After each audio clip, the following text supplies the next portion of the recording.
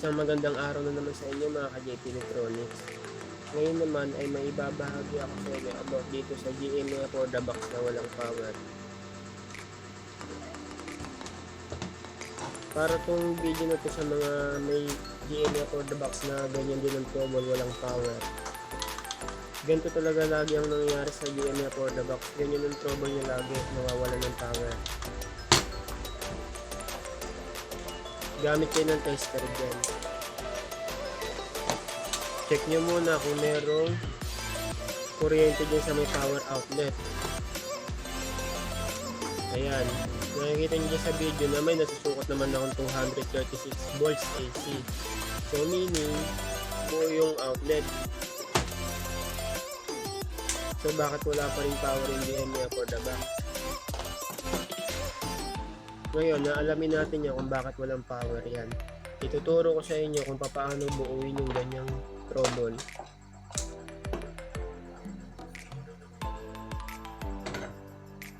May 3 tornilyo sa likod.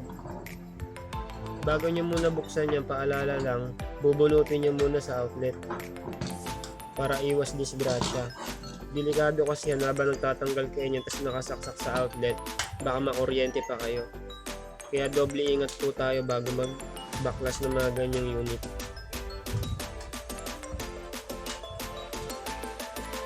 Yan, pagtanggal nyo ng 3 tornilyo na yan, angat nyo lang yung cover na yan, bubuuan na sa inyo yung board nyan. Ang una kong ginagawa niya, pagtanggal ko nyan ay nagbi-visual check muna ako. Tinitingnan ko kung may mga nasunog ba na parts dyan, nangitim, mga pumutok, ganun. Yan ang laman niya.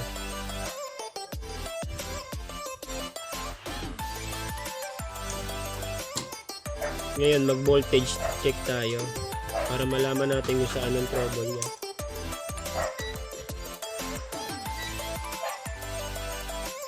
I-set nyo yung tester nyo sa DC range. Tapos yan, saksak nyo muna para makasukat tayo ng voltahe. Yung negative probe na yan, ilagay nyo na sa body ground. Yan, sa kaha na yan, o kaya doon sa may kabitan ng antena. Pwede na yan dyan, o kaya dyan, basta yung ground na yan. Tapos yung positive probe na yan, yung red na yan, itusok nyo lang doon sa may positive ng diode or out ng diode sa secondary. Kaya kung mapapansin nyo, may nasusukot tayong 5.2 volts. So meaning, buo yung primary section niya, ayan. Buo yung primary section niya. So bakit wala pa rin siyang power at display? So ngayon ituro ko sa inyo kung paano solusyon ng ganyang problema.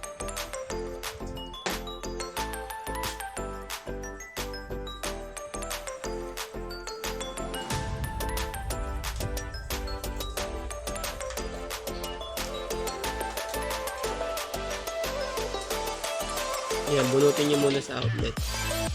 Tapos visual check tayo. Yan, may napapansin na ba kayo dyan? Diba, parang ang linis tignan ng board. Parang wala naman mga nangitim at umusok dyan. Pero ako may napansin na ako dyan. Yan lagi nagiging ano yan sira. Siguro dahil sa pagtaas ng kuryente, kaya laging nagbo-bloated yung capacitor na yan. Tanggalin niyo muna yung ano na yan, yung board na yan. May isang tornilyo lang yun dyan, tsaka doon sa may likod sa may saksakan ng jack. Di bali dalawa. Yan. Pagtanggal nyo yan, tanggal nyo yung mga jack na yan, yung mga nakakabit nyo sa board para ma-check nyo ng maayos. Yan yung ano niya, tornilyo sa likod. Isa lang. Di bali dalawa yan, pati yung nakakabit nyo sa may chassis. Para matanggal nyo ng maayos yung board. Tanggalin nyo rin yung mga ano niya nakasaksak sa may board. Ayan, tanggalin nyo yan.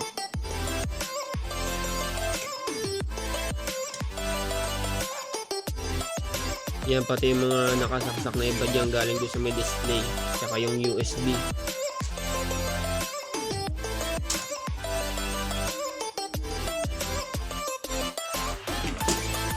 Para ma-check nyo ng maayos. Huwag nyo basta-basta hawakan yung ilalim ng board. Check nyo muna kung may laman pang voltahe yung pinaka main capacitor dyan, kasi baka mamaya masya kayo or makuryente kayo dyan kasi nag-i-store ng kuryente yan. Gamitan nyo muna ng tester. Ngayon kung mababa na lang, safety na yan para gawin. Linisan nyo muna dyan para maganda at ma-check ng maayos, walang mga alikabok.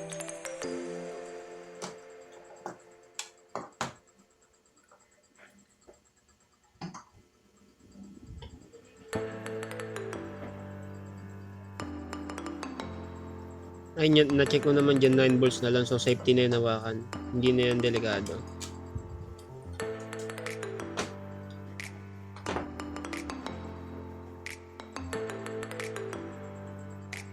Painitin ko lang yung panginang dyan.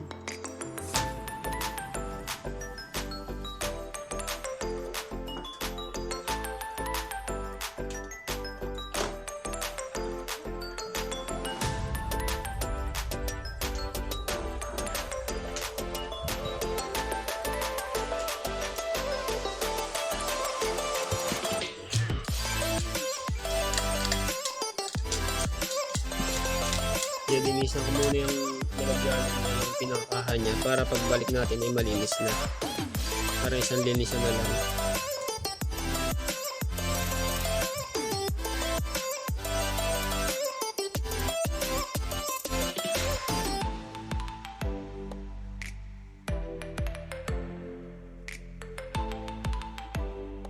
Ayan, kung makikita nyo dyan. Ayan. Yan ang value niya, 16 volts by 1000 microfarad. At nakikita nyo dyan, oh, lumuobo na siya.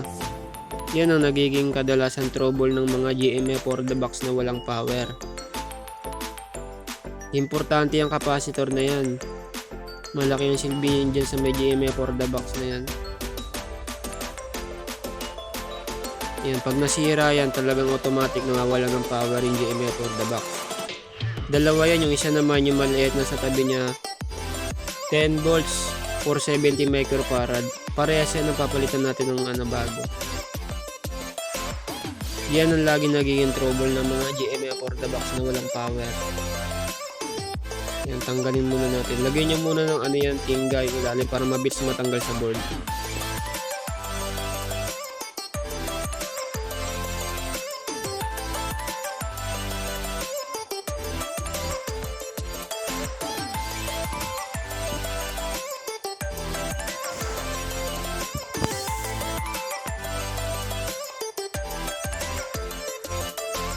Yan, natanggal ko na yung pinakamalaking capacitor dyan na 16 volts by 1000 microfarad. Tapos yung maliit naman na katabi niya dyan ay 10 volts by 470 microfarad. Yan, palagi ang magkasamang nasisira. Kaya pares rin natin yung papalitan ng bago. Ayan siya. Yan, kita ba? Ayan. 16 volts 1000 microfarad. Eh, nakita nyo ba lumobo na, 'di ba? Yan. Bloated na bloated. Kaya wala siyang power.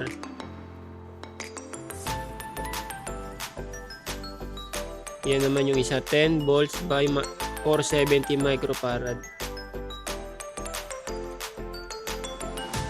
Yan, nag-ready na talaga ako ng pesa niyan na pamalit.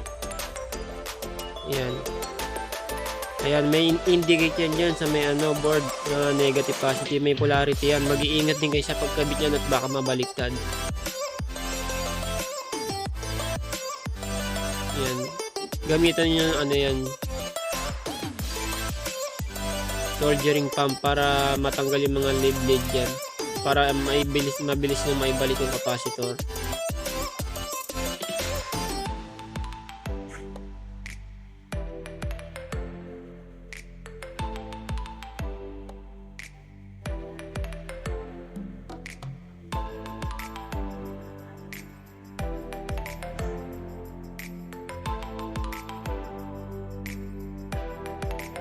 Paalala lang, para lang to sa mga baguhan na kagaya ko din na gustong matutong mag-repair.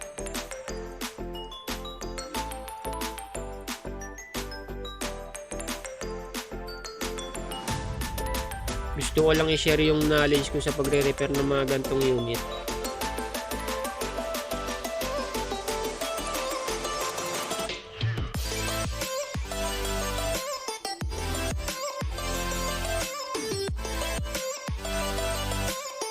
Yan, linisin nyo muna maiging ilalim para pagbalik ng capacitor na bago malinis at mabilis nyo maibalik. Yan. Yan yung negative. Yung may shade na puti. Tapos yung kabila niyan positive. Yan. Sa capacitor ganun din. May negative sign din na nakalagay doon. Iiwasan nyo mabaliktad yung kasi sayang.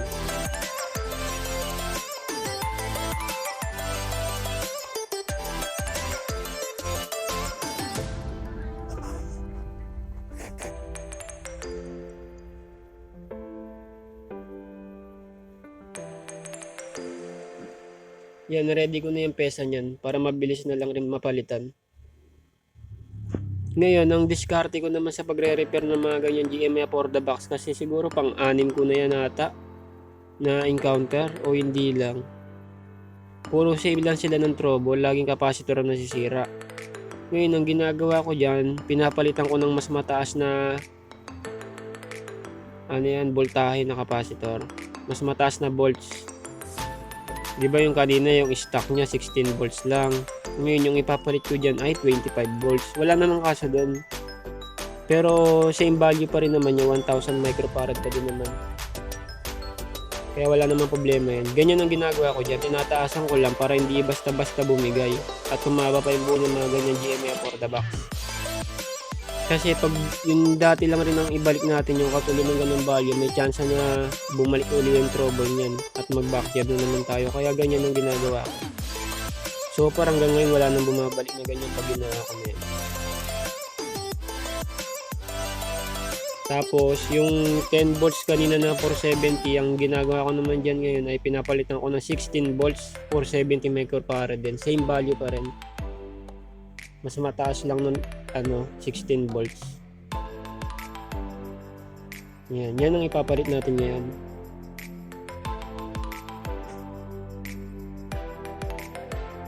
Hindi ata kita sa camera, no. Nagre-replay kasi sa ilaw eh. Maliwanag.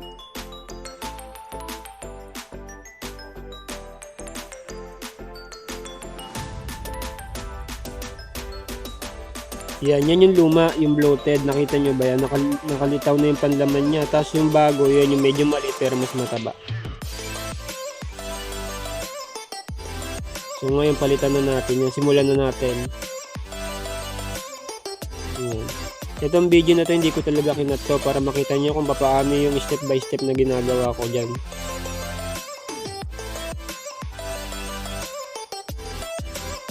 Itong procedure ko na to based on my experience lang naman.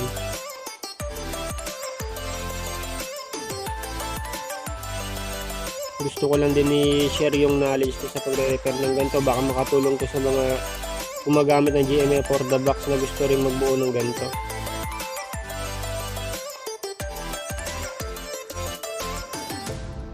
Yung iba nga tinatapol yung ganito eh. Di nila alam pwede pang i-repair. Kayang-kaya pa i-repair yan.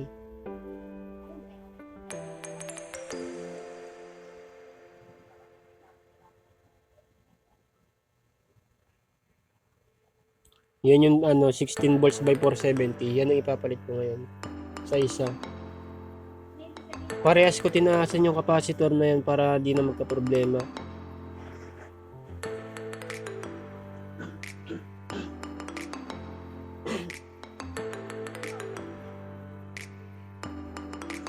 Yan. Ingat lang kayo lagi sa paglalagay niyan kasi baka may baliktad. Do-double check nyo lagi yung polarity. Ayan, may nakasulat naman dyan sa board. Yung may shade na puti, ibig sabihin ng negative. Sa capacitor naman, may sign naman sa gilid yun ng negative.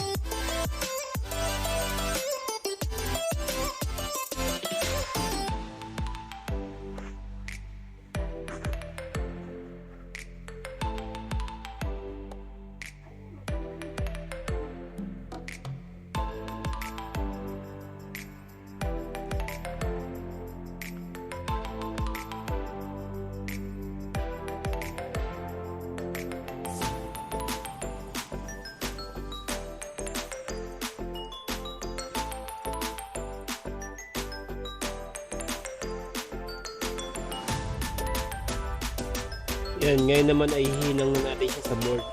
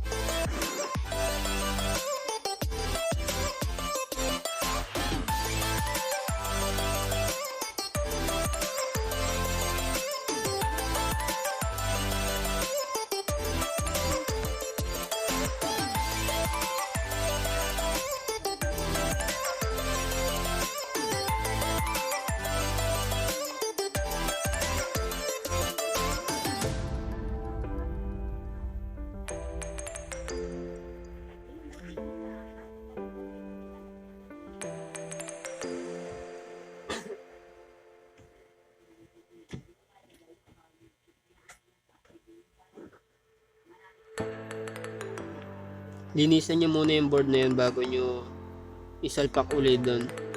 Kasi baka mamaya yung pagitan ng dalawang terminal nyan ay may naiiwang panlid.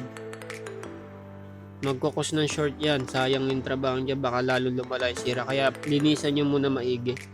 Double check nyo kung wala ng mga tingga-tinggang naiwan dyan sa pagitan ng dalawang paan ng kapasitor. Yan, damay nyo na rin yung ibabaw. Para pag binalik, isang linisan na lang.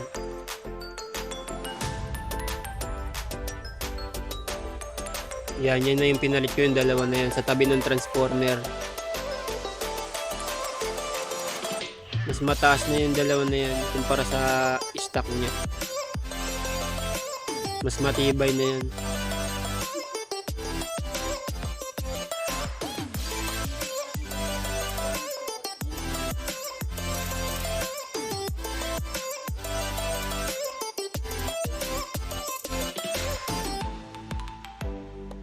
Yan, ngayon ibalik na natin ngayon sa kanya.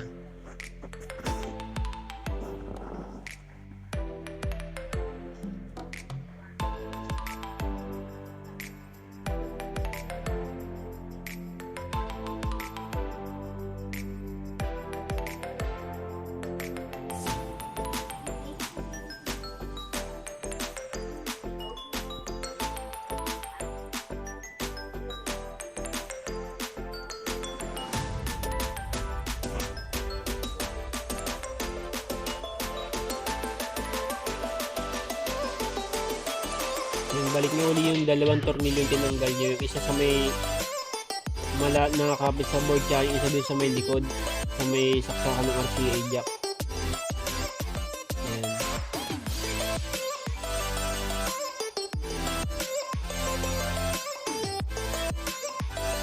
Tapos ikabit nyo na yung mga tinanggal, yung mga nakasaksak dyan, yung mga jack galing doon sa may panel, sa may display nya, pati sa USB. Pati yung cord, balik nyo na rin. Ganun lang kasimple ibalik yan.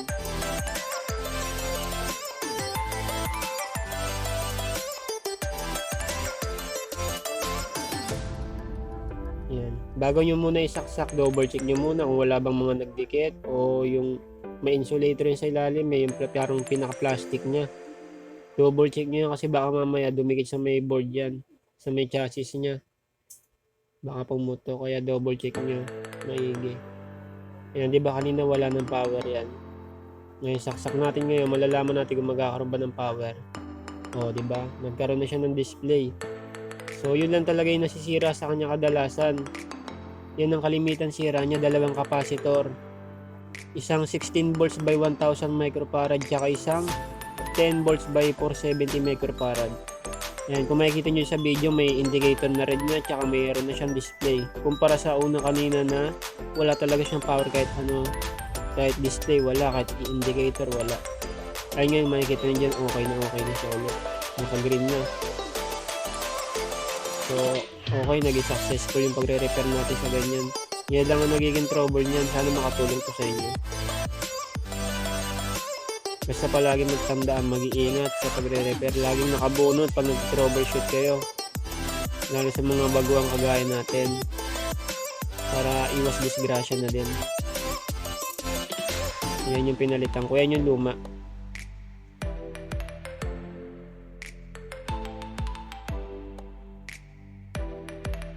Yan yan, siguradong mas matibay na yung pinalit ko na yun. Hindi na basta-basta bibigay yan. Tumaas man ng konti yung kuryente sa outlet, hindi na basta-basta mababloated yan. Yan, 10 volts yan eh, may 470.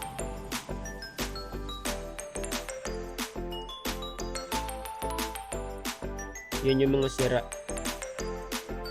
So yan ang cause niya kung bakit wala siyang power.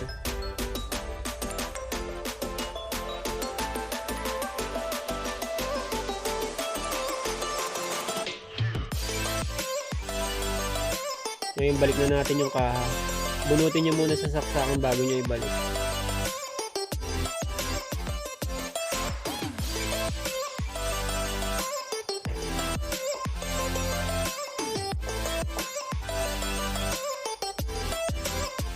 Balik nyo lang uli yung 3 tornilyo sa likod. Yun lang yun, 3 tornilyo lang naman yun.